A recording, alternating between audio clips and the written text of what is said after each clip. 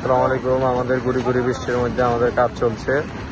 এই যে আমাদের সম্মানিত আমাদের কক্সবাজারের ইনচার্জ, তিনি আজকে বৃষ্টিতে ভিজে সিমেন্ট লেগে খুব সুন্দর হচ্ছে। হ্যাঁ, আলহামদুলিল্লাহ, আল্লাহ আমাদের জন্য আবহাওয়াটাকে একদম সুন্দর। হ্যাঁ, এই যে বৃষ্টি হলে দেখেন আসলে এই প্রজেক্টে কি সুন্দর একটা ভিউ আল্লাহ দিয়ে দেয়। সামনে নদী, তারপরে খাল, তারপরে গাছপালা, সমুদ্র। হ্যাঁ, একটা অন্যরকম আবহাওয়া। আপনি যদি এখানে আসেন, মানে আমাদের কাছে কি যে ভালো লাগতেছে আজকে, মানে হ্যাঁ। আবার এই যে আমাদের ওয়াচ টাওয়ার সহ, এই যে আমাদের সম্মানিত ইঞ্জিনিয়ার সাহেবও একেবারে ভিজে তাও কাজ পরিদর্শন করছেন। এই যে আমার সম্মানিত আমাদের বড় ভাই, আমার সম্মানিত এবিএম মহিউদ্দিন ভাই, পুরো বৃষ্টিতে ভিজে।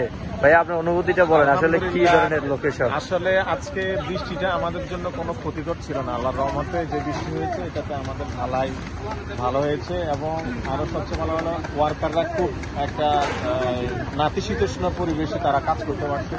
সব মিলে আমরা খুশি যে আমাদের আজকে এই রিসোর্টের এই ঢালাইয়ের কাজটা খুব সুন্দরভাবে সম্পাদিত হয়েছে। এই জন্য শুকরিয়া আদায় করে আলহামদুলিল্লাহ, এবং ওয়ার্কাররাও তারা আন্তরিকতার সাথে কাজ করছে।